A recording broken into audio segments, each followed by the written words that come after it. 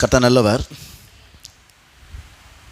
ஏன் பல கூட்டங்களில் பங்கு பெற்றும் பலன் இல்லாமல் போகிறது? சபைக்கு வரோம், பல ஜெப கூட்டங்களில் நாம் போகிறோம், பல ஸ்பெஷல் மீட்டிங்கெலாம் நாம் போய் பங்கு பெற்றிருக்கிறோம். இதெல்லாம் பங்கு பெற்று வாழ்க்கை மாறலையே, ஆசீர்வாதங்கள் இன்னொன்று வாழ்க்கையில் பலிக்கவே இல்லையே, ஏன் அப்படி இருக்குதுன்னு சொல்லி உள்ளத்தில்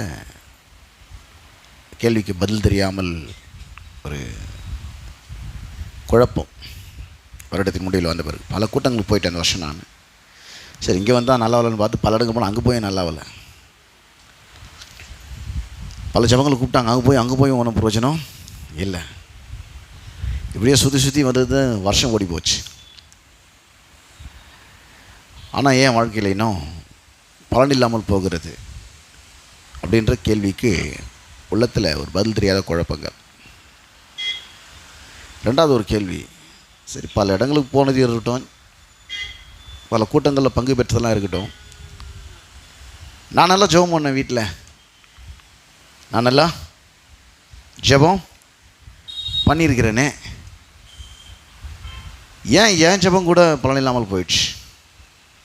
இந்த தனிப்பட்ட ஜெபம் கூட பலன் இல்லாமல் போயிடுச்சு. பல கூட்டங்களில் பங்கு பெற்று அதனால் ஒரு பிளஸ்ஸிங் வரல.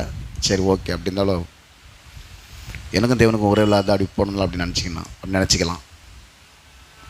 ஆனால் எனக்கும் தேவனுக்கும் உறவு கரெக்டாக தானே இருக்குது, ஜெபம் பண்ணி தானே இருக்கிறேன். நான் ஜெபம் பண்ணி இருந்தும் கூட வாழ்க்கையில் ஏன் பலன் இல்லாமல் போகிறது? அதிக நேரம் ஜெபத்துட்டு போய் விட்டது, ஜெபித்த காரியங்களிடம் கைகூடி வரவில்லை. ஏன் ஜெபித்தும் பலன் இல்லாமல் போகிற? ரெண்டாவது கேள்வி உள்ளத்தில் அப்படியே சந்தேகமாக அப்படி நிற்குது. புது வருஷத்துக்கு போகிறதுக்கு முன்னாடிலாம் கொஞ்சம் கரெக்ட் பண்ணிக்கணும். மூணாவது கேள்வி, ஏன் தரமான பிரசங்கத்தை கேட்டும் பலன் இல்லாமல் போகிறது? ரொம்ப முக்கியமான கேள்வி மாதிரி தெரியுது. ஏன் தரமான பிரசங்கத்தை கேட்டும் ஏன் பலன் இல்லாமல் போகிறது? 3 கேள்விக்கு கண்டிப்பாக பதில் தெரிஞ்சாகணும். இந்த புதிய வருஷத்துக்குள்ளே போகிறதுக்குள்ளே இந்த 3 கேள்விக்கு பதில் தெரிஞ்சே ஆகணும். எத்தனை பேர் தெரிஞ்சுன்னு விரும்புகிறீங்க? நான் பல கூட்டங்களில் போய் பங்கு பெற்றிருக்கிறேன், பல பைபிள் ஸ்டடீஸ்க்கெலாம் போயிருக்கிறேன், பல ஃபாஸ்டிங் ப்ரேயருக்கெலாம் போயிருக்கிறேன், பல மன்றாட்டு ஜெபங்கள்லாம் போய் நான் கலந்துட்டுருக்கிறேன். சரி இங்கே வந்தால் உருப்படலை, அங்கே போனால் உருப்படணும்னு பார்த்தா அங்கே போய் உருப்படலை. பிரச்சனை ஏங்கிட்டியா அங்கிட்டியா? அந்த இடத்துல பிரச்சனை ஏங்கிட்ட பிரச்சனையா, இல்லை இங்கே ஏதாவது பிரச்சனையா? இந்த இடம் தான் சரியில்லை நினச்சி இன்னொருத்துக்கு போனால் அங்கே போய் உருப்படலை. இப்படி சுற்றி டைம் வேஸ்ட்டாகி வருஷம் ஓடி போச்சு.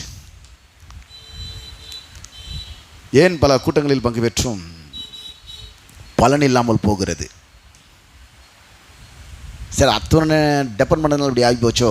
அங்கே போய் ஜெபம் பண்ணி நல்லா ஆகிடும், இங்கே போய் ஃபாஸ்டிங் பண்ண நல்லா ஆகிடும், இந்த கூட்டத்தில் போய் உட்காந்தா சரியானு சொல்லி அங்கே போனதுனால அப்படி ஆயிடுச்சோன்னு நினச்சி நான் தனிப்பட்ட விதத்தில் நல்லா தாங்க ஜெபம் பண்ணேன். நான் நல்லா தான் ப்ரேயரில் இருந்தேன், அதெல்லாம் குறை சொல்லக்கூடாது. ப்ரேயர்லாம் ஒழுங்காக தான் டெய்லியும் பண்ணிட்டு இருந்தேன். அப்போவும் வாழ்க்கை உருப்படலை, அப்போவும் வாழ்க்கை உருப்படலை. சரி ஒரு பிரசங்கத்தை கேட்காம போனால் அப்படி ஆகிருக்கும் பொழுது அப்படின்னு நினைக்க தோணுச்சு. அதனால் பிரசங்கத்தோடு ஒழுங்காக தான் கேட்டேன், பிரசங்கத்தை கூட ஒழுங்காக தான் கேட்டது. 3 ஒழுங்காக செஞ்சும் வாழ்க்கை உருப்படலை. இது 3 செஞ்சும் வாழ்க்கை உருப்படலை. 3 தான் சுவிசேஷத்தை கேட்பாங்க ஊழியக்காரங்க. ஏன் வாழ்க்கையில் பிரச்சனை, ஒழுங்கான சபைக்கு வந்துருக்க மாட்டேன்னு சொல்லுவாங்க. சபைகள் ஒழுங்காக தான் வந்தேன் நான். இந்த சபைக்கு வந்தாலும் எவ்வளோ சபைகளுக்கும் போயிருக்கிறேன். இங்கே மட்டுமா வந்தேன் நான், எவ்வளோ இடங்களுக்கு நான் போனேன். இல்லை நீ ஒழுங்காக ஜெபிச்சியா? நானும் ஒழுங்காக ஜெபிச்சுன்னு தான் இருக்கிறேன். சபைக்கு வந்து ஜெபம் பண்ணுறது பெருசு கிடையாது. பிரசங்கத்தில் ஒழுங்காக கேட்டேன், அதையும் ஒழுங்காக தான் கேட்டேன். இதுக்கு மேலே நான் கேட்க போகிறீங்க சொல்லுங்கள்? நீங்கள் இது 3 தானே கேட்க போகிறீங்க, இது மேலே தான் கேட்க போகிறீங்களா? ஒன்று ஏன் ஒழுங்காக சபைக்கு வரேன்னு கேட்பீங்க, 2 தனிப்பட்ட ஜெபம் வழக்குதான்னு கேட்பீங்க, 3வது பிரசங்கத்தை ஒழுங்காக கவனிக்கிறேன்னு கேட்பீங்க. இது 3ம் பண்ணியும் வாழ்க்கை உருப்படலை, பலன் இல்லாமல் போயிடுச்சு. ஒரே குழப்பமாக இருக்குது. இந்த சந்தேகத்துக்கு என்ன பதில்னே தெரியாமல் இருக்குது. அப்படின்ற சந்தேகத்தோடு அநேகர் கடைசி மாதத்திலே அமர்ந்து இந்த வருஷம் இவ்வளோ ஓடி போச்சு, இதெல்லாம் கரெக்டாக செஞ்ச வாழ்க்கையில் ஒரு பலனெல்லாம் போச்சுன்னு சொல்லிட்டு இந்த 3 கேள்விக்கு இந்த வாரத்தில் ஒரு பதிலாக இந்த பிரசங்கம் இருக்க போது, முதல் கேள்வி சொல்லிட்டு பாருங்கள். ஏன் பல கூட்டங்களில் பங்கு பெற்றும் பலன் இல்லாமல் போகிறது? அதுக்கு பதில் வந்து நம்முடைய ஸ்தானத்தை குறித்த வெளிச்சம் இல்லாமல் இருப்பது. என்ன பதில் அதுக்கு? கேள்வி என்னது? பதில் சொல்லிட்டேன். இப்போ கேள்வி என்னது? ஏன் பல கூட்டங்களில் பங்கு பெற்றும் பலன் இல்லாமல் போகிறது? இங்கே ஓடி அங்கே ஓடி, இந்த ஜெபத்துக்கு அந்த ஜெபத்துக்கு, மன்றாட்டு ஜெபத்துக்கு, ஃபாஸ்டிங் ப்ரேயருக்கு, அந்த கருத்தரங்கு இந்த கருத்தரங்கு, இங்கே அங்கே எங்கெங்கே கூப்பிட்றாங்களோ எல்லா இடத்துலையும் ஓடி, ஸ்பெஷல் மீட்டிங், கன்வென்ஷன் மீட்டிங், அங்கெல்லாம் போடி உங்களுக்காக ஸ்பெஷலாக நாங்கள் அப்படியே ஜெபம் பண்ணுறதுக்கு வச்சுருக்குறோம். எத்தனை மணி நேரம் உபவாசம், இதெல்லாம் போய் இவ்வளோ தூரம் ஸ்டெப் எடுத்தோம், இத்தனை கூட்டங்களுக்கு போயும் ஏன் பலன் இல்லாமல் போகிறது என்கிற அந்த முதல் கேள்விக்கு பதில் நம்முடைய ஸ்தானத்தை குறித்து வெளிச்சம் இல்லாமல் இருப்பது. உங்களுக்கு ஒரு ஸ்தானம் இருக்குது, அது குறித்து வெளிச்சம்லாம் நீங்கள் எங்கே ஓடினாலும் உங்கள் பிரச்சனை தீரப்போகிறது. அது குறித்த வெளிச்சம் உங்களுக்கு இல்லாமல் எங்கே ஓடினாலும் நீங்கள் எப்படி இருப்பீங்க தெரியுமா? நீதிமொழிகள் 27ஆம் அதிகாரம் 8ஆம் வசனத்தின்படி இருப்பீர்கள். நீதிமொழிகள் புஸ்தகம் 27ஆம் அதிகாரம் 8ஆம் வசனம் வாசிப்போமா? தன் கூட்டை விட்டு அலைகிற குருவி எப்படி இருக்கிறதோ அப்படியே தன் ஸ்தானத்தை விட்டு அலைகிற மனுஷனும் இருக்கிறான். உனக்குன்னு ஒரு ஸ்தானத்தை கற்றுக் கொடுத்துருக்கிறாரு. அந்த ஸ்தானத்தை குறித்து வெளிச்சம் இல்லாமல் நீ எங்கே ஓடணும் உருப்பட முடியாது. குருவிக்கு ஒரு ஸ்தானம் இருக்குது. அந்த கூட்டை விட்டுட்டு அது எங்கே தெரிஞ்சாலும் அதுக்கு என்ன கிடைக்காதான்? இலைப்பாறுதல் கிடைக்கவே கிடைக்காது. தன் கூட்டை விட்டு அலைகிற குருவி எப்படி இருக்கிறதோ அப்படியே குருவி எக்ஸாம்பிளாக சொல்லிட்டு நம்மளை சொல்கிறார். இப்போது தன் ஸ்தானத்தை விற்று அலைகிற மனுஷனும் இருக்கிறான். உங்களுக்கு ஒரு ஸ்தானத்தை கர்த்தர் சபையில் கொடுத்துருக்கிறாரு. உங்கள் ஆவிக்கிற நிலையில் நீங்கள் ஒரு ஸ்தானத்தில் இருக்கிறீங்க. உங்கள் குடும்பத்தில் நீங்கள் ஒரு ஸ்தானத்தில் இருக்கிறீங்க. கிறிஸ்துவுக்குள்ளே நீங்கள் ஒரு ஸ்தானத்தில் இருக்கிறீங்க. கிறிஸ்துவின் சரீரமாகிய சபையில் நீங்கள் கண்ணாவோ மூக்காவோ கண்ணாவோ கரமாவோ கால்களாவோ ஏதோ ஒரு அவயவமாக இருக்கிறீங்க. சில அவயவங்கள் வந்து ஒரே வேலை செய்யும், அதுக்கு 2 உறுப்பு இருக்கும். சில 2 வேலை செய்யும், அது ஒரு உறுப்பு தான் இருக்கும். உதாரணத்துக்கு கண் ஒரே வேலை தான் செய்து பார்க்குது, ஆனால் 2 கண்ணுக்குது அதுக்கு. காது ஒரே வேலை தான் செய்யுது கேட்குது, ஆனால் 2 காதுக்குது அதுக்கு. மூக்கு வந்து நுகரவும் செய்து சுவாசிக்கவும் செய்து, ஆனால் ஒரே மூக்கு தான். வாய் வந்து பேசவும் செய்து சாப்பிடவும் செய்து, ஆனால் ஒரே வாய் தான். வாய் வந்து 2 வேலை செய்யுது. ஒன்று பேசுது, இன்னொன்று சாப்பிடுது. 2 வேலை செய்யுது, ஆனால் ஒரு உறுப்பு தான் வாய். மூக்கு வந்து 2 வேலை செய்யுது. ஒன்று பேட் ஸ்மெல் குட் ஸ்மெல்லை வந்து நம்ம கண்டுபிடிச்சி கொடுத்துருது, அது நுகருது. இன்னொன்று சுவாசிக்குது. 2 வேலையை மூக்கு செய்யுது, ஆனால் உறுப்பு ஒன்று தான். 2 வேலை செய்யறதுக்கு ஒரு உறுப்பு, ஒரே வேலையை செய்யறதுக்கு 2 உறுப்பு. கண்ணு பார்க்கறது தவிர 2 வேலையும் செய்யலையே. அது காது கேட்குறது தவிர 2 வேலையும் செய்யலையே. அதுக்கு என்னது? 2 உறுப்பு. ஒரு அர்த்தத்தை தான் கரெக்டாக வச்சுருக்கிறாரு. அதுபோல் சபையில் வந்து ஒரே வேலை செய்யறதுக்கு பல ஆட்கள் இருப்பாங்க. பல வேலை செய்யறதுக்கு ஒரே ஆள் இருப்பார். பல வேலை செய்கிறதுக்கு ஒரே ஆள் இருப்பார். உதாரணத்துக்கு எல்லா வேலையும் சேர்த்து பார்க்குற ஒரே உறுப்பு எதுன்னு பார்த்தீங்கன்னா பிரெயின். எல்லா வேலையும் சேர்த்து பார்க்குற ஒரே ஒரு உறுப்பு எது? அந்த வேலை செய்யலாம், எதுவுமே வேலை செய்யாது. அதே போல் இன்னொரு உறுப்பு இருக்குது, ஹார்ட்டு. அது எல்லா வேலையும் சேர்த்து பார்க்குது. அது நின்றுச்சுன்னா எந்த வேலை நடக்காது அங்கே. ஹார்ட்டும் பிரெயின் நின்றுச்சுன்னா, ஆனால் அது வெளியில் தெரியாது. அது வெளியில், ஆனால் எல்லா வேலையும் அது பார்த்துட்டு இருக்குது. அதுபோல் சரீரமாக சபையில் சில ஆட்கள் வந்து வெளியில் காமிச்சிக்க மாட்டாங்க, தெரியாது. ஆனால் எல்லா வேலையும் அவங்க செஞ்சுட்டு இருப்பாங்க. அந்த ஸ்தானத்தை அவங்க விட்டுட்டாங்கனாக்கா அது சபையாக இருந்தாலும் சரி, உங்கள் குடும்பமாக இருந்தாலும் சரி, அது எந்த இடமா இருந்தாலும் சரி, கூட்டை விட்டு அலைகிற குருவி எப்படி இருக்கிறதோ, குடும்பத்தில் நீங்கள் ஒரு குடும்ப தலைவராக இருக்கீங்க, அந்த ஸ்தானத்தை நீங்கள் விட்டுட்டீங்கன்னா, ஒரு குடும்ப தலைவியாக இருக்கீங்க, அந்த ஸ்தானத்தில் நீங்கள் நிற்கலைன்னா, ஒரு சபையில் உங்களுக்கு ஒரு ஊழிய பொறுப்பு கொடுத்துருக்காங்க, அந்த ஸ்தானத்தில் நீங்கள் இல்லைன்னா, நீங்கள் வேலை செய்கிற இடத்துல உங்களுக்கு ஒரு பொறுப்பு கொடுத்துருக்காங்க, அந்த ஸ்தானத்தில் நீங்கள் இல்லைன்னா, படிக்கிற பிள்ளைங்களுக்கு ஒரு பொறுப்பு இருக்குது, அந்த ஸ்தானத்தில் பிள்ளைங்க இல்லைன்னா, எத்தவங்களுக்கு ஒபே பண்ணணும், ஒழுங்காக ஸ்டடீஸ் பண்ணணும், அது அவங்களுடைய பொறுப்பு. அது அந்த ஸ்தானத்தில் அவங்க இல்லைன்னா அவங்க எதில் தலையிட்டாலும் உருப்படாமல் போயிடுவாங்களாம். இந்த ஜபத்துக்கு போனால், அந்த ஜபத்துக்கு போனால், வானத்தை வில்லா வளைச்சேன், அப்படியே மலையை உடைச்சேன்னா கூட ஒன்றும் நகராதுங்க. ஏன் பல கூட்டங்களில் போய் பங்கு பெற்றோம், பல ஆவிக்குரிய நிகழ்ச்சிகளில் கலந்து கொண்டும், பல மன்றாட்டு ஜபங்களிலும் உபவாச கூட்டங்களிலும் பங்கு பெற்றோம், பல கருத்தரங்குகளில் நான் பங்கு பெற்றோம். ஏன் பலன் இல்லாமல் போகுதுன்னு சொன்னால், உன்னுடைய ஸ்தானத்தில் நீ இருக்காமல் இதெல்லாம் ஓடி ஓடி செஞ்சதுனால உங்கள் ஸ்தானத்தை விட்டுவிட்டு நீ வளைஞ்சிட்டு இருக்கிற குருவி மாதிரி. எல்லாம் செய்கிறேன், ஆனால் என்ன நடக்கல? கூட்டை விட்டு அலைகிற குருவி எப்படி இருக்கிறதோ அப்படியே தன் ஸ்தானத்தை விட்டு அலைகிற. ஏன் இதெல்லாம் சொல்கிறேன்னா, அடுத்த வருஷத்துக்கு பார்த்தீங்கன்னா நம்ம கொஞ்சம் ப்ரிப்பேர் ஆகிடணும், அதுக்காக சொல்கிறோம். புதிய ஆண்டில் போகும்போது சரி, இந்த வருஷம் தான் அப்படி ஆகி போச்சு, அடுத்த வருஷமாக ஒழுங்காக இருக்கலாம். இந்த கடைசி மாதத்தை கொஞ்சம் அனலைஸ் பண்ணி பார்ப்போம், என்னென்ன பிரச்சனை எங்கே நடந்துக்குது, என் வாழ்க்கை உருப்படாமல் போச்சு, என் ஜெபம் பண்ணி பலன் இல்லாமல் போச்சு, ஏன் சபைக்கு வந்து உருப்படாமல் போயிட்டோம், என் வசனம் கேட்டு உருப்படாமல் போயிட்டோம், ஏன் பல கூட்டங்களில் போய் பங்கு பெற்று உருப்படாமல் போயிட்டோம். எல்லாம் ஸ்டெப் எடுத்துருக்குறோமே, எடுக்கலாம் கூட பரவாயில்லையே, இதுக்கு மேலே வேறு என்ன ஸ்டெப் எடுக்க வேண்டியது இருக்குது? உங்கள் ஸ்தானத்தில் நீங்கள் நிற்கலைன்னா உங்களுக்கு பலன் இல்லாமல் போயிடும்.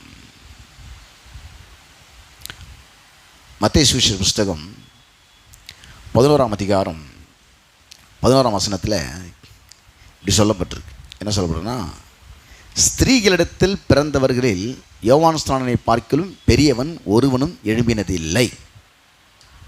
யார் அந்த யோவான் ஸ்நானன்? பெண் வயிற்றில் தான் எல்லோரும் பிறந்து வரணும், ஆதாமை தவிர. அவர் எவ்வளோ பெரிய தீர்க்கதரிசியாக இருந்தாலும், எவ்வளோ பெரிய இயேசுவாகவே இருந்தால் கூட ஒரு பெண் வயிற்றில் தான் பிறந்து வரணும். பெண் வயிற்றில் பிறக்காமல் வந்த ஒரே ஆள் யாருன்னு பார்த்தீங்கன்னா ஆதாம் தான். ஆண்டவர் அப்படி சிஸ்டம் வச்சிட்டார். ஆதாமை தவிர மற்ற எல்லாருமே ஒரு பெண் வயிற்றிலேருந்து தான். அதனால தான் ஒரு ஸ்திரீ, ஒரு கன்னி கர்ப்பவதியாகி ஒரு குமாரனை பெறுவான்னு வசனம் சொல்லப்பட்டிருக்கு. இன்னொரு ஆதாம நண்பர்னு சொல்லலை, பிந்தின ஆதாம் வரான், ஆனால் இந்த வழியே தான் வருவான்றார். ஆதாமை டைரெக்டாக உருவாக்குன மாதிரி இயேசு நான் டைரெக்டாக உருவாக்குறேன்னு சொல்லலை, அவனை இந்த வழி தான் வருவார், அவர் இந்த வழி தான் வருவார், பிந்தின ஆதாம் அவர். அப்போது இங்கே யோவான் ஸ்நானனை பற்றி சொல்லும்போது, இந்த பெண் வயிற்றிலேருந்து வந்தவங்க தான் எல்லாருமே மிகப்பெரிய தீர்க்கதரிசிகள் எல்லாம். எலியா என்ன பண்ணார்? அப்படியே மழையை நிறுத்துறாரு, அப்படியே மழையை வர வைக்கிறாரு. 450 பாகால் தீர்க்கதரிசிகளை வெட்டி போடுறாரு. வானத்துலேருந்து அக்னி இறக்கி கர்த்தரே தேவன் மீது நிரூபிக்கிறார். மிகப்பெரிய அற்புதங்கள், பிரம்மாண்டமான பிரமிக்கத்தக்க விதத்தில் அற்புதங்களை செஞ்சுருக்கிறார் எலியா. சார், அவரோட அசிஸ்டண்ட்டு ரெட்டத்தின கிஃப்ட் பெற்றவர் யார்? அவர் எலிசா. ரெட்டத்தின கிஃப்ட் பெற்றார். எலியா வந்து அப்படியே பரலோகத்துக்கு எடுத்துக்கொள்ளப்பட்டார் சுழல் காற்றில். அவரை பார்த்துனே இருந்து அவருடைய சால்வை மேலே விழுந்த உடனே ஒரு டபுள் மடங்கு கிஃப்ட் வந்துடுச்சு. இவருக்கு வந்த உடனே எலியா செஞ்ச மாதிரி எல்லாமே டபுளாக அவர் செய்யணும். அவர் 10 அற்புதம் பண்ணியிருந்தா இவர் 20 அற்புதம் பண்ணிடணும். அவர் 50 அற்புதம் பண்ணியிருந்தா இவர் என்ன பண்ணணும்? 100 அற்புதம் பண்ணிடணும். இப்போ திடீர்னு மேலே கால்குலேஷன் வரைக்கும் ஆரம்பிச்சிச்சான். எலிசா செத்துட்டார். சும்மா அப்ராக்சிமேட் கால்குலேஷன் இது. அங்கே கணக்கு போடுறாங்களா எல்லோரும் உட்காந்து? ஆமாம், எலியாவோட டபுள் மடங்கு இவர் பண்ணினா எலியா 50 அற்புதம் பண்ணிட்டார். இவர் எவ்வளோ பண்ணியிருக்கணும்? ஆனால் 99 தானே பண்ணியிருக்காரு, ஒன்று பண்ணலையே, செத்துட்டார். அதுக்குள்ளே 99 தான் பண்ணியிருக்கார், ஒன்று பண்ணலையே, அதுக்குள்ளே ஆள் போய் காலி ஆகிட்டாரு. ஒன்று உதைக்குது, திரும்ப அனுப்ப முடியாது. அவரை என்ன பண்ணலான்னு கால்குலேஷன் பண்ண பண்ணி அவர் செத்து, அவர் கல்லரில் அப்படியே அவர் சதையெல்லாம் இதுவாகி ஒரு எலும்பு கூட மாறி போயிட்டார். அவர் ரொம்ப நாள் ஆச்சுன்னா அந்த கல்லை எடுத்து வந்து அடுத்த செத்தவன் அந்த கல்லில் போடுவாங்க. இன்னொரு டெட் பாடியை உள்ளே போடுறாங்க, அந்த எலும்பு தொட்டி இவங்க சுகமாயிட்டான், டேலி ஆயிடுச்சு. இப்போ ஒன்று குறைஞ்சிது, இப்போ என்ன ஆயிடுச்சு? டேலி ஆயிடுச்சு. இதெல்லாம் பார்த்தீங்கன்னாக்கா இவ்வளோ பெரிய கிஃப்ட்டு. இதுக்காக நான் எக்ஸாம்பிளாக சொல்கிறேன்னா, ஆளே செத்து எலும்பு கூட மாறிவிடும் அங்கே ஊழியம் நடக்குது. ஆளே செத்து எலும்பு கூட மாறினா நடக்குது, ஊழியம் நடக்குது. அப்போ என்னென்னு பார்த்தீங்கன்னாக்கா இங்கே ஒரு ஊழியக்காரனை பற்றி சொல்கிறார். ஸ்திரீகளிடத்தில் பிறந்தவர்களில் யோவான் ஸ்நானனை பார்க்கலும் பெரியவன் ஒருவனும் எழும்பினதில்லை. இது ரொம்ப அநியாயமாக இருக்கும் கேட்கும்போது. ஏன்னா இவரால் ஒரு குருடம் கூட பார்க்கல. யாரால? ஒரு குஷ்டரோகி கூட சுத்தமாகலை, ஒரு ஊமை கூட பேசலை, ஒரு செத்தவன் கூட உயிரோட எழுந்துக்கலை, ஒரே ஒரு அற்புதத்தை கூட இவர் பண்ணலை. யார் பண்ணலை? யோவான் ஸ்நானன். யோவானை இயேசு கிறிஸ்து கூட இருந்த யோவான் கிடையாது. இயேசு கூட வழி ஆயத்தம் பண்ணுறாரு. எனக்கு பின் ஒருவர் வருகிறார், அவர் எனக்கு முன்னிருந்தவர், அவருடைய ஷூவோட லேஸ் அவுகிறது கூட நான் லாக்கி இல்லைன்னு சொன்னவர். அவருடைய ஷூவோட லேஸை அழுத்து விடுறதுக்கு கூட நான் லாக்கி இல்லாத இல்லைண்ணா. அவர் பாதரட்சியின் வாரை அவிழ்க்கிறதுக்கு கூட நான் பாத்திரன் அல்ல அப்படின்னு சொன்னவர். யார்? அவனை இவர் ஏசு சொல்கிறார், பெரிய தீர்க்கதரிசி அவன். என்னப்பா இது, ஒரு அற்புதமும் பண்ணல, இவனுமே பெரிய தீர்க்கதரிசின்னு சொல்கிறாரு. ஏன்னு சொன்னார்னா, எல்லா தீர்க்கதரிசிகளும் இந்த மேசியாவை குறித்து தான் தீர்க்கதரிசனம் உரைச்சாங்க. ஆனால் அவங்க என்ன உரைக்கிறான்னு அவங்களுக்கும் தெரியாது, மேசியா அவங்க பார்த்ததும் கிடையாது. ஆனால் இவர் மட்டும் அந்த மேசியாவோட காலத்துலேருந்து மேசியாவை பார்த்துக்கினே ப்ராஃபட் சொன்னார். அதான் சொன்னார், இவன் அற்புதம் பண்ணலன்றது மேட்டர் கிடையாது. தீர்க்கதரிசி முக்கியமான வேலைன்னா மேசியா குறித்து தீர்க்கதரிசனம் உரைக்கிறது.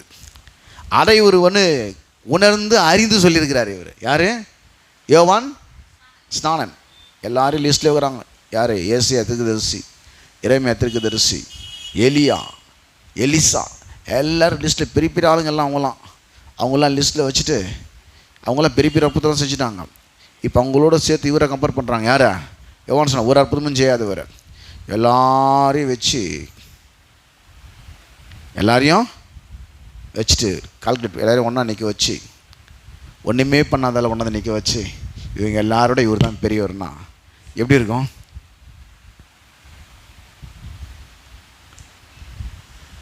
எப்படி இருக்கும்? புரியுற மாதிரி சொல்கிறேன். எல்லா போஸ்ட் கிராஜுவேட் பிஹெச்டி முடிச்சுவெல்லாம் நிற்க வச்சுட்டு, ஒரு 10ஆம் கிளாஸ் பேரை நிற்க வச்சுட்டு, இவங்க எல்லாரோட இவன் தான் பெரிய ஆள்னு சொன்னேன். அவங்களாம் எப்படி இருக்கும்?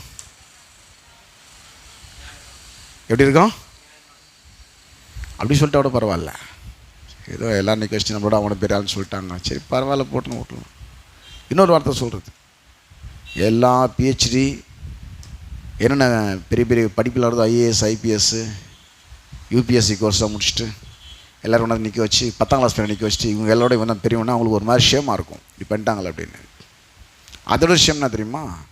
உங்கள் எல்லாரோட இந்த 10ஆம் கிளாஸ் பையன் பெரியவன்னு சொல்லிட்டு ஒரு 1ஆம் கிளாஸ் பையனை கூப்பிட்டு, இந்த 10ஆம் கிளாஸ் பையனோட இந்த 1ஆம் கிளாஸ் பையன் பெரியவன்னு சொல்லிட்டாங்கன்னு வச்சுக்கோங்க. இந்த 10ஆம் கிளாஸ் பையனோட இது 1ஆம் கிளாஸ் பையன் பெரியவன். அப்படியே சொன்னார். இந்த வசனத்தில் விலைக்கு சொன்னதான் புரியும். எல்லாம் தீர்க்கதரிசி மிகப்பெரிய அற்புதம்லாம் பண்ணியிருக்கிறாங்க. அவங்களெல்லாம் கம்பேர் பண்ணி ஸ்திரீ இடத்துல பிறந்தவர்களே இந்த யோவான் ஸ்நானன் பெரியவர்ன்ட்டார். சரி, அத்தோடு நிப்பாட்டின்னு இருக்கலாம். ஏன்னா யோவான் ஸ்நானன் ஒரு தீர்க்கதரிசி இந்த கணக்கில் வந்துட்டார். அத்தோடு நிப்பாட்டிக்காமல் கீழே வாசிங்க, அந்த வசனத்தை இன்னொரு வாசிங்க. மத்தேயு 11:11. ஸ்திரீகளிடத்தில் பிறந்தவர்களில் யோவான் ஸ்நானனை பார்க்கிலும். இப்போ என்ன அர்த்தத்துக்கு? இதுக்கு முன்னாடிலாம் பெரிய ஆள், இப்போ இருக்கிற யோவான் ஒரு ஆளும் பண்ணல யோவான் ஸ்நானன்னு, அவனோட இவன் பெரியவன் சொல்லிட்டு இப்போ அடுத்த ஸ்டெப்பு பாருங்கள். ஆகிலும் பரலோக ராஜ்யம்னா இயேசு வாழ்ந்த நாட்களில் பரலோக ராஜ்யம் வரல. ஒரு மனுஷன் உள்ளத்தில் இயேசு வாசம் பண்ணல, சுவிசேஷம் அறிவிக்கப்படலை, தேவனுடைய ராஜ்யத்தில் பிள்ளைகளாக பிறக்கலை. யாருக்கும் born again பீப்புள் கிடையாது. அங்கே இருந்தவங்களாம் யாரும் மறுபடியும் பிறந்தவங்க கிடையாது. பரலோக ராஜ்யத்தில் வந்தவங்க யாருன்னா born again பீப்புள், மறுபடியும் பிறந்தவர்கள். ஒரு மறுபடியும் பிறவாவிட்டால் தேவனுடைய ராஜ்யத்தில் பிரவேசிக்க மாட்டான். இப்போ born again பீப்புள். இவ்வளோ தீர்க்கதரிசி விட ஒரு அற்புதம் பண்ணா தீர்க்கதரிசி பெரியவன்னு சொல்லிட்டு, சரி அவர் சொன்னால் அத்து நிப்பா, நான் இயேசு கிறிஸ்து காலத்தில் இருந்தாருங்க சொல்லிட்டாருங்க. இயேசு அவர் ஒரே நேரத்தில் ஊழியம் பண்ணதுனால சொல்லிட்டாங்க பொழுது. இயேசு மிகப்பெரிய மெஸ்ஸியா, அவர் மனுவரத்து மிக மீட்க வந்த ரட்சகர். ஆனால் அவர் காலத்தில் இருந்தவர்கள் பெரிய சொல்லிட்டோம்னு அது ஏற்றுக்கிற மாதிரி தான் இருக்குது, பரவாயில்லன்ட்டு கூட அட்ஜஸ்ட் பண்ணி போயிடலாம். அப்படி சொல்லி அதோட நிப்பாட்டிக்காமல் என்ன சொல்கிறாருன்னா, ஆகிலும் பரலோக ராஜ்யத்தில் சிறியவனாக இருக்கிறவனா இன்னைக்கு சுவிசேஷத்தை கேட்டு இப்போ ரட்சிக்கப்பட்டு ஞானஸ்தானம் எடுத்து 1 மணி நேரம் ஆனவன். இன்னைக்கு தான் சுவிசேஷம் ரட்சிக்கப்பட்டிருக்கிறார். அவர் இன்னைக்கு தான் சுவிசேஷமே கேட்டு ரட்சிக்கப்பட்டிருக்கிறார். சொல்றாரு, ஆகிலும் பரலோக ராஜ்யத்தில் சிறியவனாக இருக்கிறவன், சின்னவனா. இப்போ லாஸ்ட்டாக வந்தவன் தான் சின்னவன். யார் சின்னவன்? யார் லாஸ்ட்டாக வந்தாங்களோ அவங்க தான் சின்னவன். ஆகிலும் பரலோக ராஜ்யத்தில் சிறியவனாக இருக்கிறவன். இப்போ இது முன்னாடி யார் சொன்னார்? யோவானை பற்றி சொன்னார். அவனிலும் பெரியவனாக இருக்கணும்னு மெய்யாகவே உங்களுக்கு சொல்லுகிறேன். இதான் புரிகிற மாதிரி சொல்லிட்டேன். எல்லாம் IAS IPS எல்லாம் PhD எல்லாம் PG கோர்ஸ் தான் முடிச்சுட்டு நிற்க வச்சுட்டு 10ஆம் கிளாஸ் படிச்சவன் தான் பெரிய ஆள்னு சொன்னோன்னே அவங்களுக்கு ஒரு மாதிரி ஆகிட்டுருக்கோம். சரினாலும் பரவாயில்ல அட்ஜஸ்ட் பண்ணிப்பாங்க. அதோட ஜீர்ணிக்கணும் விஷயம்னாக்கா திரும்ப இன்னொரு 1ஆம் கிளாஸ் பையனை கூப்பிட்டு இந்த 10ஆம் கிளாஸ் பையனோட 1ஆம் கிளாஸ் பையன் தான் பெரியவனாக்கா அது ஏற்றுக்க முடியாது. அது மாதிரி ஏசு சொல்கிறாரு, இருக்கிற திருக்கதரிசி எல்லாம் பெரிய ஆள் யோவான் சொன்னான்னா ஒரு அற்புதமும் பண்ணல. திரும்பி இயேசுக்காக சிறைச்சேதம் பண்ணப்பட்டான் யோவான் ஸ்நானகன். இப்போ சொல்கிறாரு எல்லா திருக்கதரிசி பெரிய ஆள் யோவான் ஸ்நானகன். இப்போ யோவான் சொல்கிற பெரிய ஆள் யார் தெரியுமா? இன்றைக்கி ரட்சிக்கப்படுற விசுவாசின்ட்டார். இன்றைக்கி ரட்சிக்கப்படுற உங்கள் ஸ்தானம் என்னன்னு தெரியறதுக்காக சொல்கிறாரு. உங்கள் ஸ்தானம் என்னன்னு தெரியறதுக்காக சொல்கிறேன். இன்றைக்கி ரட்சிக்கப்படுற விசுவாசியை பார்த்து பைபிள் சொல்லுது, உன் ஸ்தானத்தை பற்றி உனக்கு தெரிலன்னு எங்கே ஒன்றாலும் பிரயோஜனம் இல்லை. உனக்கு கூட்டை விட்டு அழைக்கிற குருவி எப்படி இருக்கிறதோ அப்படியே தன் ஸ்தானத்தை விட்டு அழைக்கிற மனுஷனும் இருக்கிறான். இந்த புதிய உடன்படிக்கையின் காலத்தில் விசுவாசிகளுடைய ஸ்தானம் என்ன அப்படின்பதை, அவங்க நிலை என்ன, அவங்க என்ன ஸ்டேஜில் இருக்கிறாங்க அப்படின்னா அவங்களுக்கு தெரியணும். அதை புரிஞ்சிக்காமல் போனால் அவங்கள பற்றி அவங்களுக்கு ஒழுங்காக தெரிலன்னா அவங்க எங்கே போனால் உருப்பட மாட்டாங்க. பாருங்கள், பல கூட்டங்களில் போய், பல ஜப கூட்டங்களில் போய், பல உபாச கூட்டங்களில் போய், பல கருத்தரங்களில் போய் இதெல்லாம் தலையிட்டு எல்லாத்தையும் மாறி தலைமையில் போட்டுக்கின்னு கடைசியில் ஒன்றும் வாழ்க்கை மாறாமல் போகுது. உன் ஸ்தானம் என்னன்னு பைபிள் சொல்லு. பிறந்தவர்கள் யார் பெரிய ஆளு? யோவான் ஸ்நானகன். ஸ்திரீகளிடத்தில் பிறந்தவர்கள் யோவான் ஸ்நானகன் பெரியவன். ஆகிலும் பரலோக ராஜ்யத்தில், பரலோக ராஜ்யம் இப்போ பார்ன் அகைன் பீப்புள்ஸ் தான் பரலோக ராஜ்யத்தில் இருக்கிறவங்க. யார் அவங்க? பார்ன் அகைன், மறுபடியும் பிறந்தவர்கள், சபையில் இருக்கிறவர்கள், சபையில் சேர்க்கப்படுகிறவர்கள், தேவனுடைய ராஜ்யத்தை ஒரு குடும்பத்தில் பிள்ளையாக பிறக்கிறவர்கள், சுவிசேஷத்தை கேட்டு ஆண்டவராகிய இயேசு கிறிஸ்துவை தன் சொந்த இரட்சகராக தேவனாக ஏற்றுக்கொண்டவர்கள். யார் அவங்க?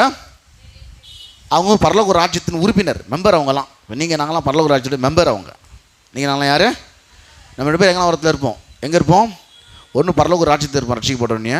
அதுக்கப்புறம் எங்கே இருப்போம்? செத்தா பரலோகத்தில் இருப்போம். 2 பேர் எங்கே இருப்போம்? ஒன்று பரலோக ராஜ்யத்தில் இல்லை பரலோகத்தில் இருப்போம். கண்டிப்பாக நரகத்துக்கு போக மாட்டோம். உயிராக இருந்தால் பரலோக ராஜ்யம், செத்தா பரலோகம்.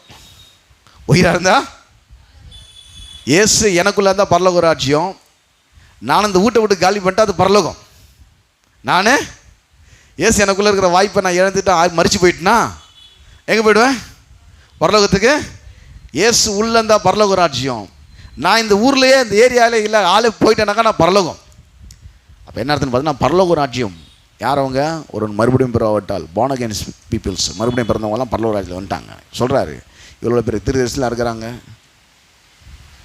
நான் செய்ய போவதை ஆபிரகாமை திருச்சி, ஆபிரகாமுக்கு மறைப்பேனோ திருக்கதரிசி ஆபிரகாமுக்கு, அவனும் ஒரு திருதரிசியில் வந்துட்டான்.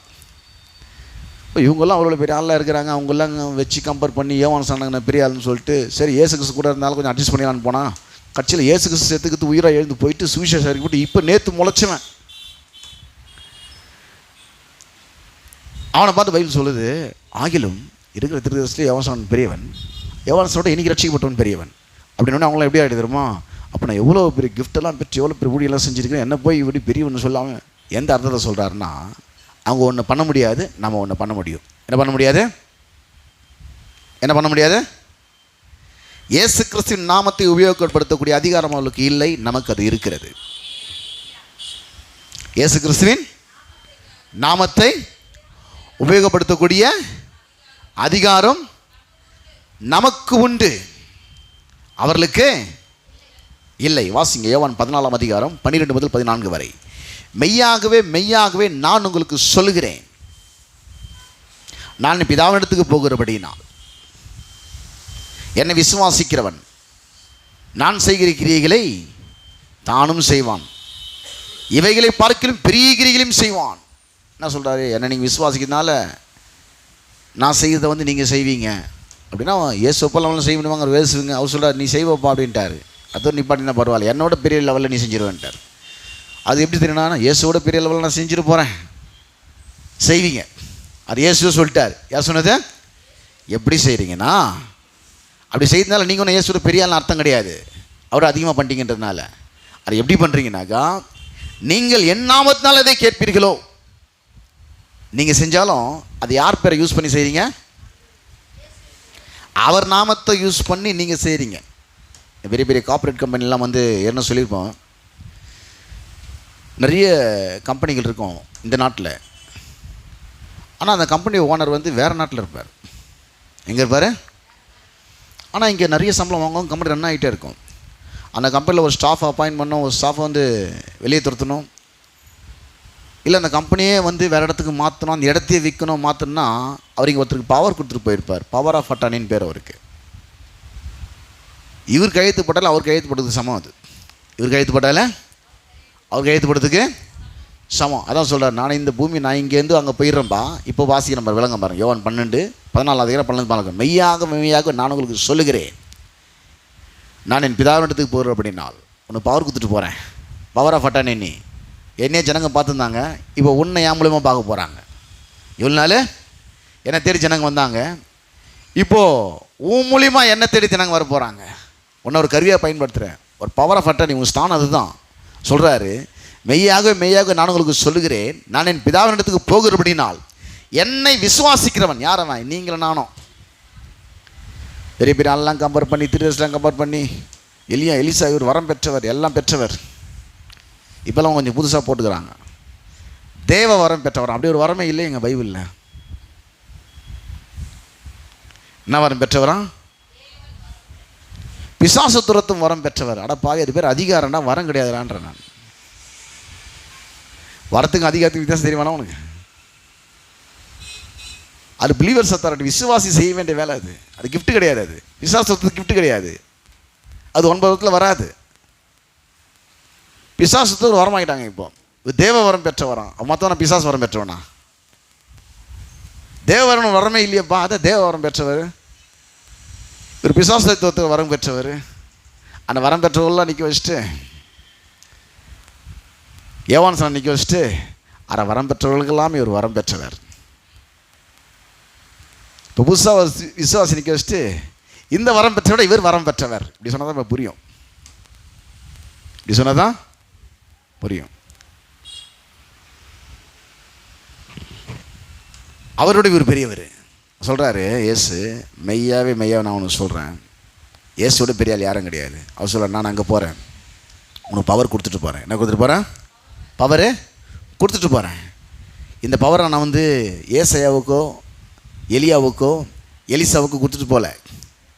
இப்போ நான் போகிறேன், பூமியில் ஊழியத்தை முடிச்சுட்டு தான் போகிறேன். இந்த சுவிசேஷத்துக்கிட்ட மறுபடியும் பிறக்க ஊருக்கும் இது வேலை செய்யும். இந்த பவர் நான் கொடுத்துட்டு போகிறேன் சொல்லிட்டு சொல்கிறாரு, மெய்யாகவே மெய்யாகவே நான் உங்களுக்கு சொல்லுகிறேன், நான் என் பிதாவினிடத்துக்கு போகிறபடியினால் என்னை விசுவாசிக்கிறவன் நான் செய்கிற கிரியைகளை தானும் செய்வான், இவைகளை பார்க்கிலும் பெரிய கிரியைகளையும் செய்வான். நீங்கள் என் நாமத்தினால எதை கேட்பீர்களோ குமாரன் பிதா மகிமைப்படும்படியாக அதை செய்வேன். என் நாமத்தில் நீங்கள் எதை கேட்டாலும் அதை நான் செய்வேன். நீ என்ன பண்ணாலும் சரி. இங்கே ஒருத்தர் லேண்ட் வாங்கி போட்டிருப்பார் நம்ம ஏரியாவில்.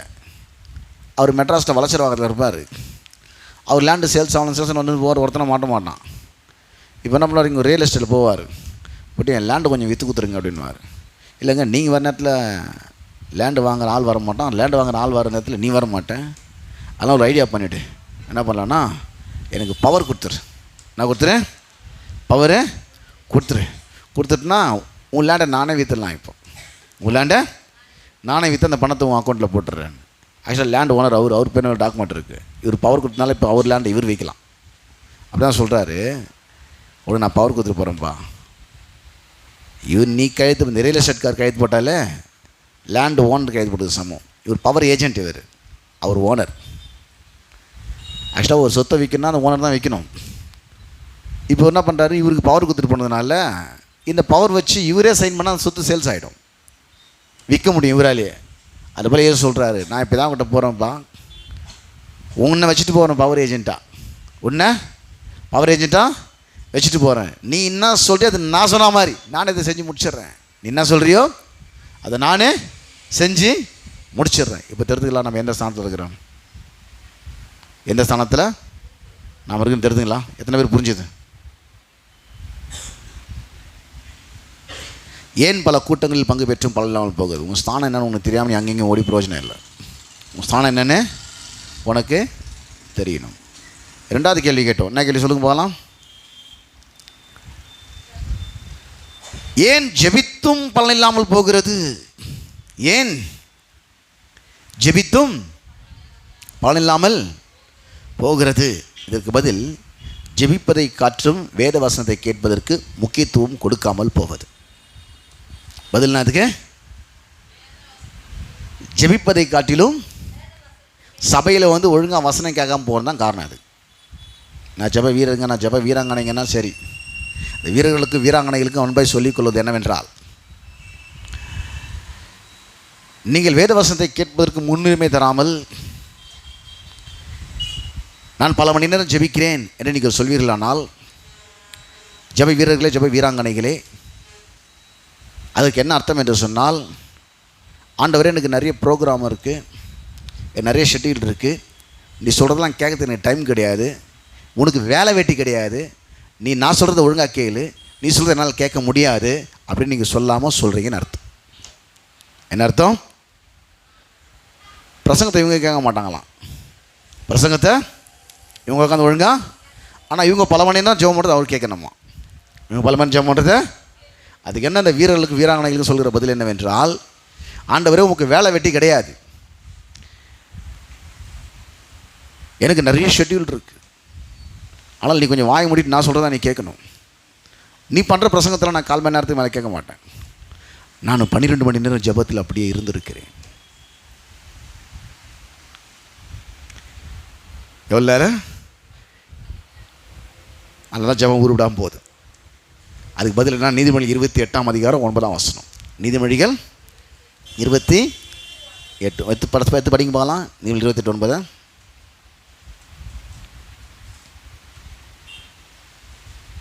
நீதிமொழிகள் 28:9. வேதத்தை கேளாதபடி, படிக்காதபடி கிடையாது. நான் வீட்லேயே உட்காந்து பைபிள் வச்சிடான்னு ஒரு ரீல் ஒன்று விடுவேன், படிக்க மாட்டேன் ஒழுங்கா. ஆனால் நீ சொல்லுவ போகிற ஒரு அப்படி செஞ்சதை விட ஒழுங்கா பசங்கத்துக்கான என்ன வந்துடும்? சரி படித்து மாதிரி விலங்கு அங்கே போனால் புரியணுன்றான் வரும். அங்கே படிக்காதபடின்னு வரல, பைபிளை படித்தா விசுவாசம் வரணும். நீங்கள் வசனம் சொல்லலை, விசுவாசம் காதில் கேட்கறதுனால வரணும்னு சொல்லப்பட்டிருக்கு. விசுவாசம் காதில் எதை கேட்கறதுனால? கண்டதை கேட்கறதுனால இல்லை. விசுவாசம் கேள்வினாலும் கேள்வி தேவனோட வசனத்தினால வரும். இந்த வசனம் சொல்லுது. நான் இப்போ நீதிமொழிகள் 28:9, வேதத்தை கேளாததுனா பைபிளை பேஸ் பண்ணி ஒரு பிரசங்கியார் பிரசங்கம் பண்ணுறாருனாக்கா அதை காது கொடுத்து கேட்காம தன் செவி விளக்கினுடைய ஜெபமும் அருவருப்பானது. எனக்கு காது நல்லா தான்ப்பா கேட்கும், ஆனால் நானே என் காதை முடிக்கிறேன்பான்றார். கேட்கக்கூடாதபடி என் செவி மந்தகமாகலை, ஆனால் உன் ஜெபம் எனக்கு அருவருப்பாக இருக்குது, அதனால் என் காதை நான் மூடிக்கிறேன். உன் ஜெபம் எனக்கு என்ன வருது? அருவருப்பா. ஏன் தெரியுமா? நீ பிரசங்கத்தை ஒழுங்காக கேட்க மாட்டேற. உட்காந்து பிரசங்கத்தை கேட்டால் உன் ஜெபமும் ஒழுங்காக இருக்கும். நீ பிரசங்கத்தை கேட்டால் உன் ஜெபமும் ஒழுங்காக இருக்கும். நீ பிரசங்கத்தை ஒழுங்காக கேட்க மாட்டேற, நீ சொல்கிறத நான் கேட்கணுன்ற. யார் யாருக்கு ஆண்டவன்னே தெரில இப்போது. அப்போ நிறைய ஜெபித்தும் ஏன் பலனாமல் போகிறதுன்னு சொன்னால், வசனத்தை ஒழுங்காக கேட்குறதுக்கு கொடுக்க வேண்டிய முக்கியத்துவத்தை முன்னுரிமையை கொடுக்காம நான் ஜபாரியில் உட்காந்துக்கிறேன்னு சொல்லின்னு இருக்கிறது, உபவாசத்தில் உட்காந்துருக்கிறேன்னு சொல்லின்னு இருக்கிறது, பிரசங்கத்தை போய் ஒழுங்காக கேட்குறது இல்லை. நானும் இந்த கிறிஸ்தவ வாழ்க்கையில் பார்த்துட்டேன் எவ்வளோ இதில் வருத்தமாக சொல்லிக்கிறேன். நான் இந்த ஜபிக்கிற உபவாசிக்கிற ஆட்களை ஒரு குறை பேசுகிறது என்ன இல்லை, அவங்கள ஹர்ட் பண்ணி என்ன இல்லை. 40 நாள் உபவாசம் வருஷம் வருஷம் போடுறாங்களே தவிர ஒரு வருஷமாவது 40 நாள் பிரசங்கம் போட்டதே கிடையாது, நான் பார்த்ததே கிடையாது.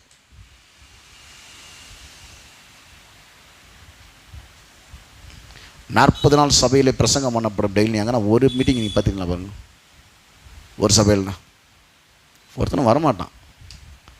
நீ உபவாசம் போட்டாலும் வரமாட்டான், அது வேறு விஷயம். நீ ஏன் கதவு முன்னு உள்ள உட்காந்துருப்ப, உனக்கு ஜூஸ் கொடுக்குறாங்களோ இல்லை நீ ஜூஸ் குடிக்கிறியோ என்னன்னு ஒன்றும் தெரியாதாங்க. சிலதான் வந்து வெட்ட வெளிச்சமாக பேசிடணும். இங்கே வந்தால் இந்த இடத்துல வந்தாங்கன்னா எது வந்தாலும் சரி, அது ரொம்ப திட்டவட்டமாக வெளிப்படி ஆணித்தரமாக தெளிவாக பேசி அமைச்சிருவோம். இந்த பூசி மழிப்பி விதை காட்டுற வேலை இங்கே இருக்கவே இருக்காது. இந்த ஜோடனை காட்டி அனுப்புறது, விதை காட்டி அனுப்புறது, இதெல்லாம் இங்கே இருக்காது. இங்கே வந்தால் ஒன்று புரிஞ்சிடணும், தெளிவாயிடணும்.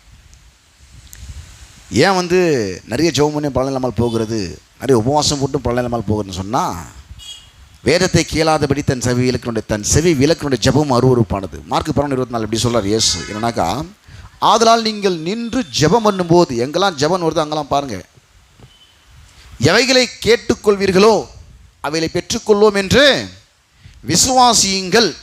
கேட்டதுக்கப்புறம் விசுவாசிக்கணும். விசுவாசிக்கணும் என்ன பண்ணோம், ஜெபம் பண்ணதுக்கப்புறம் கொஞ்சம் வசனம் கேட்டால் விசுவாசம் இன்க்ரீஸ் ஆகும். அதுக்கப்புறம் திரும்பவும் தேங்க்ஸ் கிவிங் பண்ணணும்னு அர்த்தம்.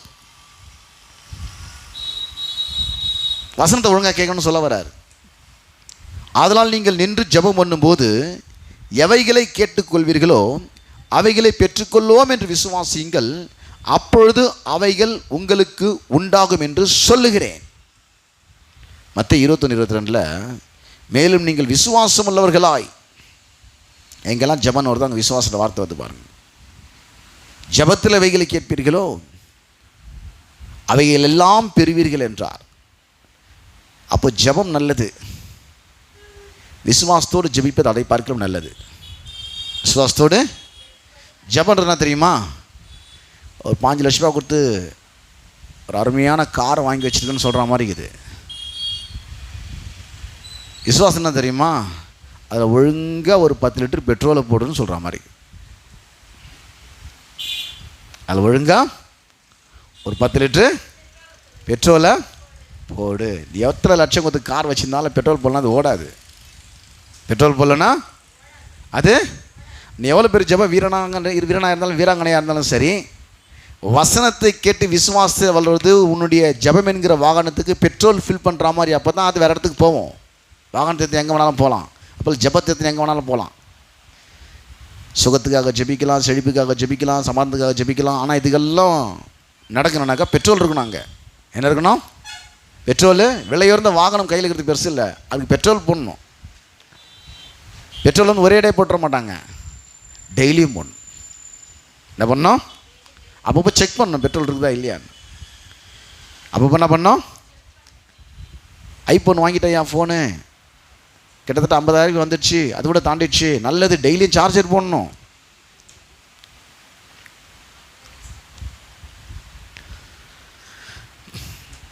டெய்லி என்ன பண்ணணும், போடலன்னா அது எவ்வளோ காஸ்ட்லி ஃபோனாக இருந்தாலும் யூஸ் பண்ண முடியாது.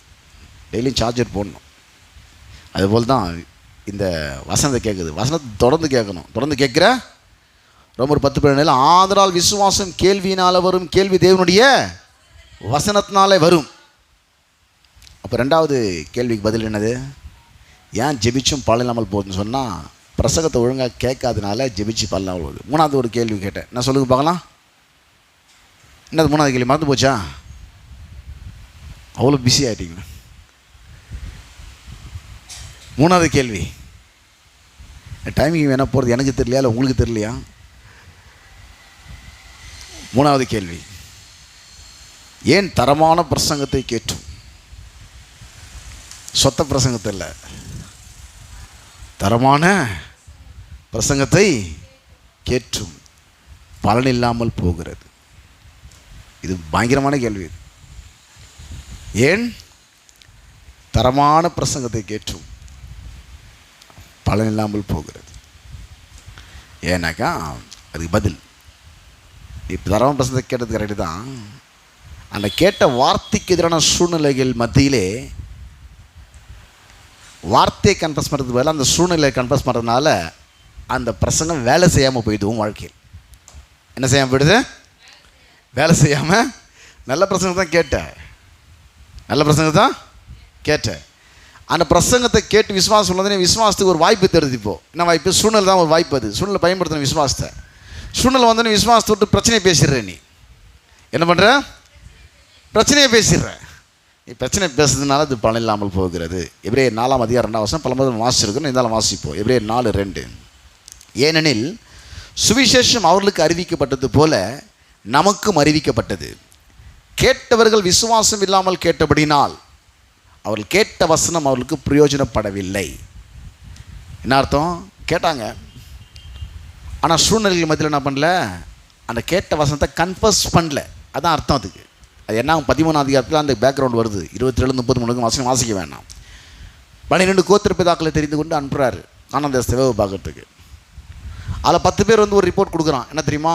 அங்கே இருக்கிற ஆட்கள் ரொம்ப பலவான்கள், ராட்சதர், பட்டணம்லாம் அரளிப்பானவைகள், அவங்க பார்வைக்கு நாங்கள் வந்து வெட்டிக்கிளி போல் இருக்கிறோம், ஒரே அடி அடிச்சுடுவோம், அவங்க தான் அவ்வளோ பேர் ராட்சத மனுஷனாகிறான், வெட்டிக்கிளி எங்குது, ராட்சதர் எங்குறாங்க, பட்டணமும் பெருசாக இடிக்க முடியாது, எங்கள் பார்வைக்கும் அப்படியே இருக்குன்னு சொல்லி துர்ச்செய்தி பரப்புனாங்க. ஆனால் அந்த காலேப் யோசுவா மட்டும் நாம் போய் அதை உடனே ஜெயித்து கொள்ளலாம், எளிதாக ஜெயித்து கொள்ளலாம். அவங்கள எதுவுமே இல்லை, கேட்ட வார்த்தையை கன்ஃபர்ஸ் பண்ணாங்க. கஷ்டம் 2 பேர் தான் போனாங்க. அங்கே யார் போனது? அதுபோல் ஆண்டவர் வாக்கு பண்ணார், பாலும் தேன் ஒரு கானான் தேசத்தை கொடுப்பேன். அவளை இன்றைக்கு வாக்கு பண்ணியிருக்கா, இயேசு கிறிஸ்துவை ஏற்றுக்கொண்டால் அனைத்தும் கிறிஸ்துக்குள் உன்னுடையது அப்படின்னார். அனைத்தும் கிறிஸ்துவுக்கு வாக்கு தத்தங்கள்லாம் கிறிஸ்துக்குள்ள வச்சுட்டு கிறிஸ்துவுக்குள் தான் ஆமென்றும் ஆமென்றும் இருக்குது. கிறிஸ்துவனுக்குள்ள வந்துட்டார்னாக்கா எல்லா வாக்கு தத்துவம் எங்கே வச்சிட்டாரு? கிறிஸ்துவுக்குள் ஆமென்றும் ஆமென் என்றும் இருக்கிறது. என்ன ஓடுதீங்க? பாலும் தேனும் ஓடுகிறது. என்ன ஓடுது? பாலும் தேனும் ஓடுகிற கானான் தேசம். எது அது? எப்பவுமே கானான் செழிப்பான பாலும் தேனும் ஓடணும். எங்கே ஓடுது? பாலுன்னு சொன்னாலும் வேதவசனம் தான், தேனுன்னு சொன்னாலும் வேதவசனம் தான். இப்போ அது எங்கே ஓடிக்கிட்டு இருக்குது? சபையில் பிரசங்கமாக ஓடிக்கிட்டு இருக்குது. எங்கே ஓடிக்கிட்டு இருக்குது? அப்போ பாலும் தேனும் ஓடுற தேசத்தில் இருந்தால் நீ நல்லா இருப்ப. பாலும் தேனும் ஓடுற தேசத்தில் இருந்தால் எப்படி இருப்ப? சபையில் வந்து உட்காந்து பிரசங்கத்தை கேட்குறேன்னா நீ என்ன பண்ணுற? இப்போ பாலும் தேனும் ஓடுற தேசத்தில் இருக்கிற. சில பக்கத்து விலங்குறதுல எங்கே இருக்கிறோன்றது. அப்போது 3வது கேள்வி என்னென்னா, ஏன் தரமான பிரசங்கத்தை கேட்டும் மோசே சொன்னான் கானான் தேசத்தை கொடுத்துட்டேன் அப்படின்னு. மோசே மூலம் கர்த்தர் சொன்னார், அதை மோசே அதை சொன்னார். ஆனால் கொடுத்துட்டேன்னு சொல்லியும் அவங்க சுதந்திரிக்க முடியல. அதே போல் தரமான பிரசங்கத்தை இன்றைக்கு பிரசங்கியமார் மூலமாக விசுவாசிகள் கேட்டும் அவர்களால் அந்த பிரசங்கத்தை சொல்லப்பட்ட ஆசீர்வாதங்களை சுதந்திரிக்க முடியாமல் போகிறது என்று சொன்னால், அந்த பிரசங்கத்துக்கு எதிரான சூழ்நிலைகள் வாழ்க்கையிலே வரும்போது, சூறாவளிகள் வரும்போது, வாழ்க்கையை மோதி அடிக்கும் பொழுது, பிரச்சனைகளும் போராட்டங்களும் வரும்போது, கவலைகளும் இன்னல்களும் நிந்தைகளும் அவமானங்களும் வரும்போது, குழப்பங்கள் வரும்போது, நீங்கள் கேட்ட வசனத்தை பேசுவதற்கு பதிலாக நீங்கள் எமோஷனல் ஆகி உணர்ச்சி வசப்பட்டு உங்கள் சூழ்நிலைகளே உங்கள் பரிதாப உணர்ச்சி நீங்கள் வெளிப்படுத்துறீங்கள். பிரச்சனை பேசும்போது அந்த கேட்ட வசனம் பலனற்று போகிறது. அதுதான் வாசித்தோம் எபிரேயர் 4:2. ஏனெனில் சுவிசேஷம் அவர்களுக்கு அறிவிக்கப்பட்டது போல. சுவிசேஷனா குட் நியூஸ், நற்செய்தி. அவங்களாம் நற்செய்தி பாலன் ஓடுற கானான் தேசத்தை கொடுத்துட்டேன். நமக்கும் அறியும். நமக்கு என்ன குட் நியூஸ்? இயேசுவை ஏற்றுக்கொண்டால் கிறிஸ்துவ மூலமாக எல்லாம் உண்டு. சாபத்தெல்லாம் தூக்கி அவர் மேலே வச்சு அவரை சாபமாக்கி ஆசீர்வாதத்தெல்லாம் அவருக்குள்ளே வச்சு அது ஆமென்று ஆக்கியாச்சு. இப்போ உனக்கு கிறிஸ்துக்குள்ள எல்லாம் வாக்கு தத்தங்கள்லாம் ஆமென்றும் அப்படி ஆக கடவுது ஆமென் என்றும் இருக்கிறது. அப்போ அவங்களுக்கு வாக்குத்தத்தம் என்னது? நற்செய்தி என்னது? குட் நியூஸ் என்னது? சுவிசேஷம் பாலத்தேனோட தேசத்தை கொடுத்து. ஆனால் அவங்கள சுதந்திரிக்கல, என்ன சூழ்நிலை பேசிட்டாங்க. இப்போ சொல்கிறாரு புதிய ஏற்பாடு எபிரேயர் 4:2, ஏனெனில் சுவிசேஷம் அவர்களுக்கு அறிவிக்கப்பட்டது போல நமக்கும் அறிவிக்கப்பட்டது. கேட்டவர்கள் விசுவாசம் இல்லாமல் கேட்டபடினால் அவர்கள் கேட்ட வசனம், படித்த வசனம் கிடையாது, காதில் கேட்ட வசனம், அவர்களுக்கு என்ன பண்ணல? பிரயோஜனப்படலை, யூஸ் ஆகலை. பிரசங்க கேட்டு உருப்படாமல் போன கும்பல் யார் தெரியுமா? பிரசங்கத்தெல்லாம் ஒழுங்காக தான் கேட்பாங்க, ஆனால் சூழ்நிலை பிரச்சனை வரும்போது அதை யூஸ் பண்ண மாட்டாங்க. என்ன பண்ண மாட்டாங்க? யூஸ் பண்ண மாட்டாங்க. அவர் சொல்கிறாரு, மனுஷனுக்கு முன்னாடி, பிரச்சனைக்கு கொடுக்குற மனுஷனுக்கு முன்னாடி என்ன அறிக்கை பண்ணுகிறோன்னே, நானும் பரலோகத்துக்கு பிதாவுக்கு முன்னாடி நான் அறிக்கை பண்ணுவேன், நானும் தேவத்தூளுக்கு முன்னாடி அறிக்கை பண்ணுவேன். மனுஷனுடைய என்ன மறுதளிக்கிறவன், பிரசங்கத்தை கேட்ட ஒரு பிரச்சனை வரும்போது நீ பிரச்சனை பேசுகிற பற்றி, அப்போ நீ வசனத்தை மறுதளிக்கிறேன், நானும் மறுதளி பண்ணுறேன். நானும் என்ன என்பது வார்த்தை. இயேசு வந்து என்னவா இருக்காரு? பரலோகத்துக்கு ஒரு பேர் வார்த்தை தான். பரலோகத்தில் ஒரு பேர் வார்த்தை. சுவிசேஷத்துக்கு அறிவிக்கும் போது இயேசுவை மறுதளிக்கிறவனும், ரட்சிக்கப்பட்ட மக்களுக்கு பிரசங்கத்தை பண்ணி பிரசங்கத்தை கேட்டு சூழ்நிலை என்று வரும்போது சூழ்நிலையை பேசுகிறவனும் வசனத்தை மறுதளிக்கிறான். சொல்கிறாரு, என்னை அறிக்கை பண்ணுகிறவனை நானும் பரலோகத்தில் அறிக்கை பண்ணுவேன். வார்த்தையை கன்ஃபஸ் பண்ண சொல்கிறார். என்ன சொல்கிறாரு? வார்த்தையை அறிக்கை செய்ய சொல்கிறார். என்னை அறிக்கை பண்ணுகிறவனை மனுஷனுக்கு முன்பாக உனக்கு தொந்தரவு கொடுக்குற, பிரச்சனை கொடுக்குற, வாழ்க்கையை அழித்து நாசமாக்க வேண்டும் நினைக்கிற, உன்னை பிரச்சனைக்குள்ளே சிக்க வைக்கும் என்று நினைக்கிற அந்த மனிதனுக்கு முன்பாக கர்த்தர் எனக்கு சகாயர், நான் பயப்படேன். மனுஷனுக்கு என்ன செய்வான்? என் பக்கத்தில் 1000 பேரும் என் வலப்பக்கத்தில் 16 பேரும் விழுந்தாலும் அது என்னை அணுகாது. என் கண்களால் மாத்திரம் நான் அதை பார்த்து துன்மார்க்கருக்கு பலனை நான் காண்பேன். பெர்க்மன் சொல்லி போடுவார், எனக்கு உதவிடும் எனது ஆண்டவர் என் பக்கம் இருக்கிறார். உலக மனிதர்கள் எனக்கு எதிராக என்ன செய்ய முடியும்? எனக்கு உதவிடும். சிம்பிளாக சொல்ல போனால், ஆண்டவனே என் பக்கம் இருக்காருன்னு முன்னால் என்ன பண்ண முடியும்?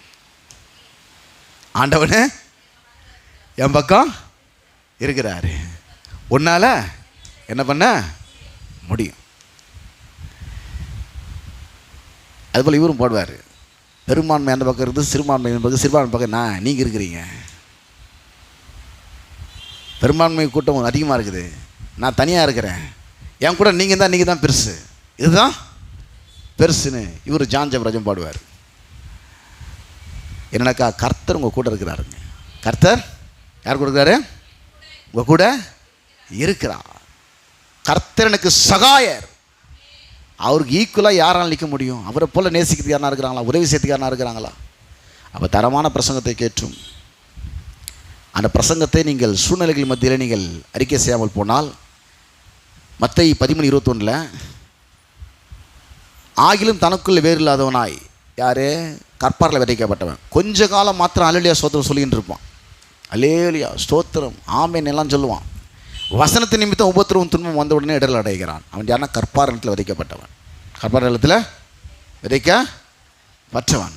அன்பானவர்களே, நீதிமானுக்கு ஒரு துன்பங்கள் அநேகமாக இருக்கும், கொஞ்சம் நெஞ்சம் இல்லை, ஜாஸ்தி இருக்கும். எல்லாவற்றுக்கும் கர்த்தர் என்ன பண்ணுறாராம்? ரிலீஸ் பண்ணி விட்டுறாரு. நீங்கள் எதில் பிழைக்கிறீங்க? உங்கள் அறிவில், உங்கள் உழைப்பில், உங்கள் சாமர்த்தியத்தில் கிடையாது, விசுவாசத்தினாலே. எந்த விசுவாசத்தில்? தன்னுடைய சொந்த விசுவாசத்தில். சில நேரத்தில் அடுத்த விசுவாசத்தில் பிழைச்ச நாட்கள் உண்டு, வளராதப்போ. அது ஆபகுக்குள்ளே சூப்பராக வரும். ரோமரை விட ஆபகு 2 நாளில் ஏதோ அகங்காரியாக இருக்கிறானே. யார் அவன்? விசுவாசத்தை பயன்படுத்தாமல் அங்கே சொல்லுது, இது அகங்காரியாக இருக்கிறானே, அவனுடைய ஆத்மா அவனுக்குள் செம்மையானதில்லை. தன் விசுவாசத்தினால் நீதிமான் பிழைப்பான். உனக்கு சொந்தமாக விசுவாசம் வரும், நீ வசனத்தை கேட்கணும், சொந்தமாக விசுவாசம் வரும் உனக்கு. ஆண்டவரே எனக்கு விசுவாசம் வரணும், ஜெபம்னா வராது. சபையில் போய் உட்காந்து பிரசனத்தை காது குத்து கேட்டால் வந்துடும். பாஸ்டர் ஜெபம் பண்ணுங்க, எனக்கு விசுவாசம் வராது. பாஸ்டர்கிட்ட வந்து உட்காந்து அவர் பண்ணுற பிரசனத்தை கேட்டிங்கன்னா விசுவாசம் வரும். விசுவாசம் ஜெபம் பண்ணி வர வேண்டிய விஷயங்க. நீங்கள் ஜெபம் பண்ணாலும் வந்துட்டு போகிற, நான் ஜெபம் வந்துட்டு போகிறது கிடையாது. பிரசங்கத்தை காதல் கேட்டால் வரும். அதை சொல்ல, இது அகங்காரியாக இருக்கிறானே, அவன் வீராங்கனையாக இருக்கட்டும், வீராங்கனைகளாக இருக்கட்டும், அகங்காரியாக இருக்கிறானே, அவனுடைய ஆத்மா அவனுக்குள் செம்மையானதில்லை. தன் விசுவாசத்தை, உன் சொந்தமான விசுவாசம் வரணும். என்ன பண்ணோம்? வசத்தை நீ சொந்தமாக கேட்கணும். என்ன பண்ணோம்? சொந்தமாக கேட்கணும். தன் விசுவாசத்தினால் நீதிமன்றம். சில நேரத்தில் நீதிமன்றங்கள் அர்த்தம் விசுவாசம் படிச்சது உண்டு. ஒரு காலகட்டம் அது ரட்சிக்கப்பட்ட உடனே அவங்களுக்கு உடனே ஜெபம் பண்ண தெரியாது. ஒரு குழந்தை பிறந்தவொடனே வந்து நந்துடாது. ஒரு குழந்தை பிறந்தவொடனே எத்தனை டைம் 8 மணி ஆகுதுன்னா டிஃபன் பண்ணாமல் இருக்கிற அப்படின்னு கேட்காது. அது கேட்காது. நம்ம தான் அதுக்கு ஊட்டி விடணும். என்ன பண்ணோம்? அது தோல் மேலே தூக்கின்னு போகணும். அதுபோல் ரட்சிக்கப்பட்ட புதுசு விசுவாசிகள் ஜெபம் பண்ண தெரியாது. ஒரு குறிப்பிட்ட காலம் வரைக்கும் அடுத்தவங்களுடைய ஜெபத்தை அவங்க சார்ந்திருப்பாங்க. ஆனால் லாஸ்ட் 14 வயசு ஆச்சுங்க அவனை தோல் மேலே தூக்கின்னு போனால் எந்த தப்புன்னு ஒத்துக்க மாட்டான். அது பட்டுன்னு ஒன்று போட்டு இறங்கி நண்டுவானோ. என்ன பண்ணுவான்? உனக்கும் கால் இருக்கு நடக்கிறதுக்கு, இறங்கி நடந்து வா. நான் வருஷம் 40 நாள் உட்காந்துங்க அடைக்காக்கிற கோழி மாதிரி அந்த கதையெல்லாம் இங்கே வேணாம். கூட்டை கலைச்சிருவேன் நான். கழுகு தன் கூட்டை கலைத்து குஞ்சுகள் மேல் அசைவாடி ஃபஸ்ட்டு என்ன பண்ணுவான்? கழுகு கூட்டை உயரமான இடத்துல கட்டுமா.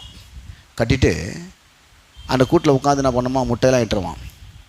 அது குஞ்சு போச்சுன்னா கொஞ்சோண்டு ரக்கம் வந்துடுமா. ரக்கம் வந்து அது என்ன பண்ணுமா? அது அழகாக கட்டி வச்ச கூட்டை அதுவே கலைக்குமா. கலைச்சிட்டு தன்னுடைய 2 சிறகுகளை விரித்து அதுமாதிரி எல்லாம் கழுகு குஞ்சில் உட்கார வச்சுட்டு அப்படியே மேலே போய் அப்படியே தலைக்கீழாக பறக்குமா. என்ன பண்ணுமா? அப்போ கழுகு குஞ்சில் அங்கே வந்து விழும். மலைக்கு மேலே பறக்குது. விழுந்தால் குறுமையான கல் அப்படியே கீழே வந்து அவள் தான் செத்துருவங்களுக்கு நாளைக்கு வந்து அந்த கழுகு குஞ்செல்லாம் விட்டுச்சு. நாய் இந்த தாயை வந்து என்ன பண்ணிடுச்சு? என்னை விட்டுடுச்சு, என்ன பண்ணுன்னு தெரியலையே அப்படின்னு சொல்லி ரொம்ப பயந்து போகிற நேரத்தில் அப்படியே எல்லாத்தையும் கேட்ச் பண்ணி நிற்க வைக்கும். அதுக்கு அந்த சிறகுலையே வந்து எல்லாம் ஒன்றை கூட மிஸ் பண்ணாமல் எல்லாத்தையும் கேட்ச் பண்ணி திரும்ப மேலே போய் திரும்ப கவுத்து போடும். எனக்கு உனக்கும் சிறகுகள் இருக்குது, உனக்கு ப்ராக்டிஸ் கொடுக்குறேன். உனக்கும் சிறகுகள் இருக்குது. நீ இப்படியே சொகுசாக நீ கூட்டிலே வாழ்ந்துருந்தாக்கா நீ அடுத்த நாளைக்கு போக மாட்டேன். சிறக்க நீ பயன்படுத்தணும். ஒரு ஊழியக்காரனை தான் பண்ணணும். உனக்கு கேட்கிற ஆற்றல் இருக்குது, உள்ள ஆவியானவர் இருக்கிறாரு, உன்னை அங்கீகாரம் பண்ணுறதுக்கு வேதவசனத்தை வெளிப்பாடு கொடுத்து ஆவியானவர் இருக்கிறாரு. இங்கே ஊழியம் இருக்குது, போதிக்கிற ஊழியம். அதை நீ பயன்படுத்து. நீ மேலே வா, உனக்கு அந்த ஆற்றல் உண்டு. ஏன் தரமான பிரசங்கத்தை கேட்டு வாழ்க்கையிலே சூழ்நிலைகள் மாறுவதில்லை என்று சொன்னால், பிரச்சனை நேரத்திலே கேட்ட வசனத்தை அறிக்கை செய்வதற்கு பதிலாக வியாதி நேரத்தில் வியாதி அறிக்கை செய்கிறீர்கள், குழப்பமான நேரத்தில் குழப்பத்தை அறிக்கை செய்கிறீர்கள், கடன் பிரச்சனையில் இருக்கும்போது நீங்கள் கடன் பிரச்சனை அறிக்கை செய்கிறீர்கள். ஆகவே பிரச்சனை பெரிதாகி விடுகிறது. வியாதி நேரத்திலே அவருடைய தழும்புகளால் நான் சுகமாக இருக்கிறேன் என்று அறிக்கை செய்வீர்களானால் நீங்கள் கேட்ட பிரசங்கத்தின்படி நீங்கள் செயல்பட ஆரம்பித்து விட்டீர்கள். அது உங்களுக்கு வேலை செய்யும். இப்போ இந்த புதிய ஆண்டுக்கு போகிறதுக்கு முன்னாடி இந்த 3 கேள்விக்கு தெளிவாக பதில் உங்களுக்கு புரிஞ்சிருக்குன்னு தான் இவ்வளோ பொறுமையாக பேசினேன். இப்போ திருவிழாரங்களை நம்ம கடந்து போக போகிறோம். நம்ம ஒரு சிறு ஜெபம் செஞ்சுட்டு திருவிழாண்டு கேட்டு அமர்ந்து கொள்வோம்.